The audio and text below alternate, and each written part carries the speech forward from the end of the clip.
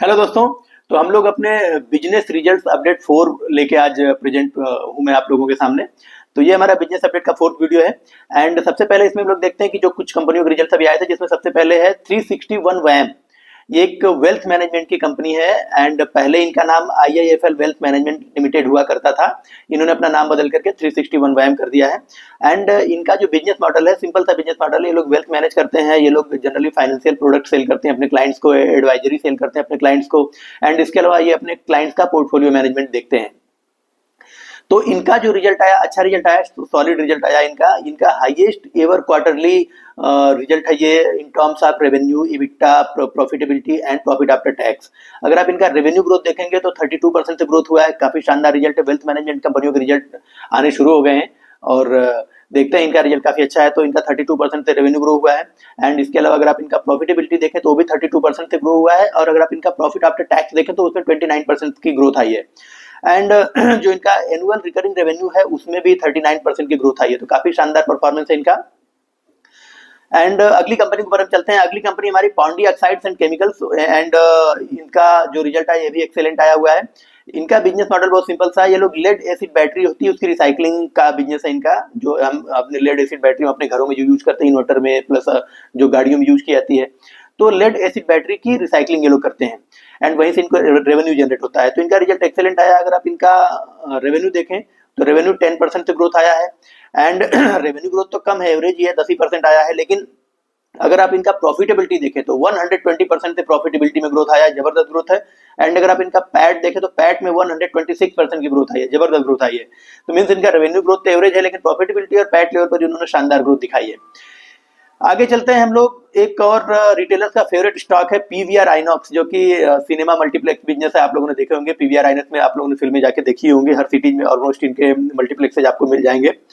अगर आप इनका टोटल नंबर आप स्क्रीन देखें तो करेंटली PVR आइनॉक्स के पास 1763 मीन्स 1763 स्क्रीन है total across the India.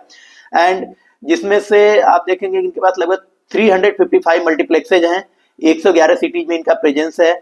And इनके पास नंबर ऑफ सीट्स ऑलमोस्ट लगभग 1.8 लाख सीट्स हैं।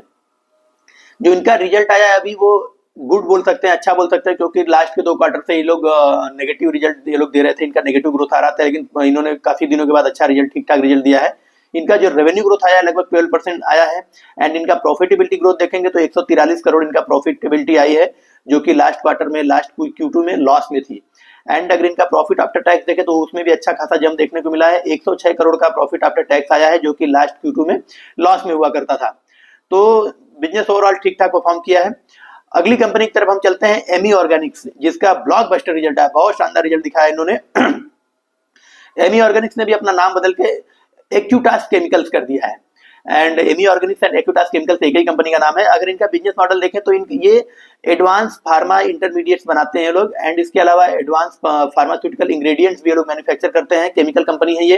एंड इसके अलावा ये लोग एग्रो केमिकल, जो खेती में यूज होने वाले केमिकल्स है एग्रीकल्चर में, वो बनाते हैं। इसके अलावा ये लोग कई सारे फाइन केमिकल्स यूज होते हैं, बनाते हैं, जो कि फार्मा में यूज किए जाते हैं, प्लस आपके जो ब्यूटी केयर प्रोडक्ट्स हैं उनमें भी यूज किए जाते हैं।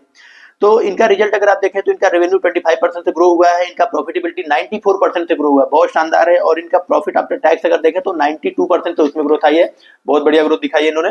एंड अगली कंपनी चलते हैं, पॉलीकैब का भी रिजल्ट आया। पॉलीकैब जनरली आप लोग जानते हैं कि इनका बिजनेस मॉडल कैसा है, वायर एंड केबल बनाने वाली कंपनी है। इसके अलावा होम अप्लायंसेज में भी बनते, ये लोग बनाते हैं। होम अप्लायंसेज में आपको इनके कई सारे प्रोडक्ट मिल जाएंगे, जैसे कि ये लोग मिक्सर ग्राइंडर है, पंखे हैं, कूलर्स भी शायद ये लोग बनाते हैं। तो छोटे छोटे होम अप्लायंसेज भी ये लोग बनाते हैं। इनका रिजल्ट सॉलिड आया है। इनका अगर रेवेन्यू ग्रोथ देखेंगे तो 18% का आया है। अभी कल हमने KEI इंडस्ट्री के बारे में डिस्कस किया था। KEI इनका जस्ट कॉम्पिटिटर है।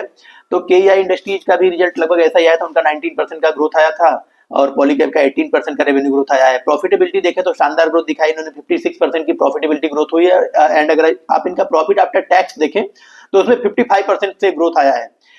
तो इनका रिजल्ट काफी अच्छा है, बढ़िया है। अगली कंपनी है PSP प्रोजेक्ट्स, जो कि एक कंस्ट्रक्शन कंपनी है, जो कि गवर्नमेंट के प्रोजेक्ट्स कंस्ट्रक्शन करती है। इसके अलावा आपके प्राइवेट प्रोजेक्ट भी ये लोग बनाते हैं।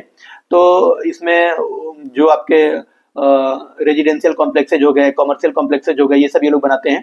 तो इनका रिजल्ट ठीक ठाक आया, अच्छा रिजल्ट आया, गुड रिजल्ट है। रेवेन्यू 20% से ग्रो हुआ है, प्रॉफिटेबिलिटी 57% से ग्रो हुई है। एंड अगर आप इनका पैट देखें तो उसमें 60% की ग्रोथ आई है, रिजल्ट अच्छा है।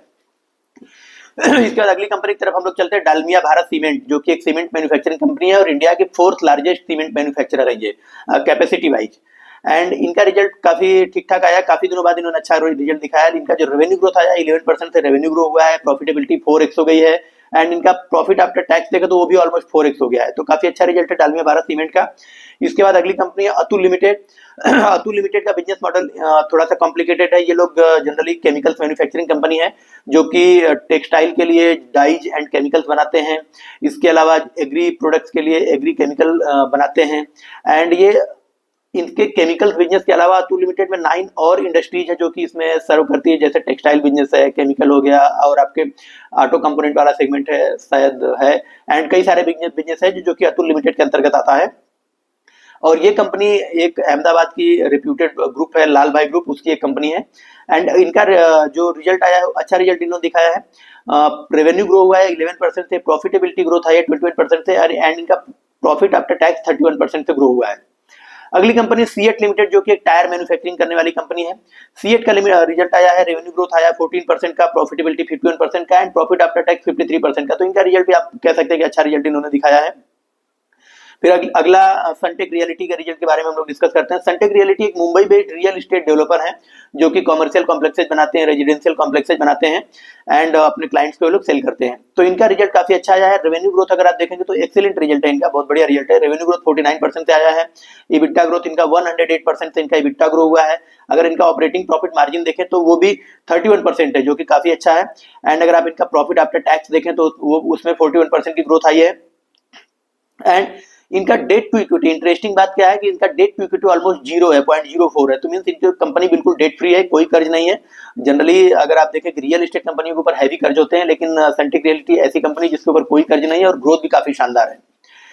अगली कंपनी वारी एनर्जी की तरफ चलते हैं। इनका ब्लॉकबस्टर रिजल्ट आया, शानदार रिजल्ट, मतलब आप अनइमेजिनेबल रिजल्ट इन्होंने दिया है। मुझे तो यकीन नहीं हो रहा था, मैंने 2-3 बार जाके इनका रिजल्ट देखा कि क्या ये सच है, लेकिन वाकई बहुत बढ़िया रिजल्ट इन्होंने दिखाया। अगर आप इनका बिजनेस देखें तो सोलर पीवी मॉड्यूल ये लोग बनाते हैं, सोलर पैनल बनाते हैं और उसके कंपोनेंट बनाते हैं ये लोग। और इनका जो रेवेन्यू ग्रोथ आया 70% से ग्रोथ आया है। इतनी बड़ी कंपनी होने के बाद भी अगर 70% से आप ग्रो कर रहे हैं तो बहुत बढ़िया है ये। 70% इनका रेवेन्यू ग्रोथ आया है। इबिटा ग्रोथ अगर आप देखते हैं तो 155% से इनका इबिटा ग्रो हुआ है। एंड अगर आप इनका प्रॉफिट आफ्टर टैक्स देखें तो वो भी 133% तो ग्रो हुआ है। काफी शानदार रिजल्ट इन्होंने दिया था। ऑपरेटिंग प्रॉफिट मार्जिन इनका पहले 16.7% हुआ करता था, वो भी बढ़ के वो भी 25% हो गया है। काफी बढ़िया रिजल्ट दिया इन्होंने। एक और सोलर पीवी मॉड्यूल बनाने वाली कंपनी है विक्रम सोलर, उनका भी रिजल्ट आया, उनका भी रिजल्ट एक्सेलेंट आया, शानदार रिजल्ट आया उनका भी। रेवेन्यू ग्रोथ आया 94% से, एंड इनका प्रॉफिटेबिलिटी की ग्रोथ अगर आप देखें तो लगभग 14 गुना हो गया, 14x हो गया इनकी प्रॉफिटेबिलिटी। एंड अगर इनका प्रॉफिट आफ्टर टैक्स देखें तो वो 17x हो गया है। तो काफी शानदार रिजल्ट दोनों कंपनियों ने, जो सोलर पीवी मॉड्यूल बनाने वाली वारी रिन्यूएबल्स हो गई या फिर आपका विक्रम सोलर हो गया, सॉरी वारी एनर्जी हो गई या फिर विक्रम सोलर हो गया, दोनों ने बहुत अच्छा रिजल्ट दिया है। एंड इसके अलावा अगली एक आईटी कंपनी है एलटीआई माइंड्री, उनका रिजल्ट देखते हैं। उनका रिजल्ट काफी एवरेज आया है, मुझे तो उतना अच्छा लगा नहीं, पुअर ही रिजल्ट बोल सकते हैं आप। एलटीआई माइंड्री का जो रेवेन्यू ग्रोथ है केवल 10% का आया है, प्रॉफिटेबिलिटी केवल 11% से ग्रो हुई है, एंड प्रॉफिट आफ्टर टैक्स केवल 10% से ग्रो हुआ है। इसके बाद आर्केड डेवलपर्स नाम से एक रियल एस्टेट डेवलपर्स हैं, जो कि आपके वही कॉमर्शियल कॉम्प्लेक्सेज बनाते हैं, रेजिडेंशियल कॉम्प्लेक्सेज बनाते हैं। तो इनका भी रिजल्ट आया, इनका रिजल्ट भी काफी अच्छा आया। रेवेन्यू ग्रोथ 67% से आया है, प्रॉफिटेबिलिटी भी 67% से ग्रो हुई है। इसके अलावा पैट प्रॉफिट आफ्टर टैक्स अगर आप देखें तो 51% से ग्रो हुआ है, 58% से ग्रो हुआ है। काफी शानदार रिजल्ट आर्केड डेवलपर का भी है। और मैनेजमेंट का गाइडेंस भी रहता है आर्केड का कि ये लोग 30 से 35% की ग्रोथ रेट से आने वाले कई सालों तक ग्रो कर सकते हैं। फिर अगली एक और कंपनी है कजारिया सेरेमिक्स, इनका रिजल्ट काफी खराब आया है। एंड रेवेन्यू ग्रोथ केवल 2% आई है, प्रॉफिटेबिलिटी नो डाउट अच्छी है, प्रॉफिटेबिलिटी 43% से ग्रो हुई है, प्रॉफिट आफ्टर टैक्स 57% से ग्रो हुआ है, लेकिन रेवेन्यू ग्रोथ केवल 2% आई है, इसलिए मुझे इनका रिजल्ट इतना अच्छा नहीं लगा। अगली company Indian overseas limited, Indian overseas bank है इंडियन ओवरसीज बैंक का रिजल्ट आया है, तो इनके रिजल्ट भी ठीक आए हैं। बैंकिंग में अगर आप देखें तो 8-10% का ही ग्रोथ लगभग सारे बड़े बड़े बैंकों का भी आ रहा है। तो इनका भी रेवेन्यू ग्रोथ केवल 8% का आया है, प्रॉफिटेबिलिटी 81% से ग्रो हुई है, एंड पैट 58% से ग्रो हुआ है। रिजल्ट ठीक ठाक है। एंड फिर एक और कंपनी स्वराज इंजन, जिसके स्वराज के ट्रैक्टर्स आते हैं, प्लस जो ये लोग ऑटोमोबाइल कई सारी गाड़ियां लोग बनाते हैं, तो स्वराज इंजन के भी रिजल्ट आए हैं। एंड इनका जो रेवेन्यू ग्रोथ है 9% से हुआ है, इबिटा 8% से ग्रो हुआ है, एंड पीबीटी एंड पैट अगर आप देखें तो लगभग 10% से ग्रो हुआ है। तो दोस्तों ये थी कुछ कंपनियां, और कुछ कंपनियों के भी रिजल्ट आए जो कि मुझे उतने अच्छे लगे नहीं, जैसे साइंट का रिजल्ट आया था वो भी पुअर सो है उनका, एंड कजरिया सिरेमिक्स का तो खराब आया ही था। तो ये सब कंपनियां हैं जिनकी रिजल्ट अभी आए थे, जिनके बारे में हमने अभी डिस्कस किया है। एंड अभी कल जिनके रिजल्ट आएंगे उनको हम लोग कल एक और वीडियो बना के आप लोगों को मैं इन्फॉर्म कर दूंगा कुछ और रिजल्ट के बारे में, अगर कुछ अपडेट होता है। अभी अभी ये तो रिजल्ट अभी 3-4 बजे तक का रिजल्ट अपडेट था ये। इसके बाद जितने आएंगे उनको मैं कल एक और वीडियो बना के अपलोड कर दूंगा। Thank you.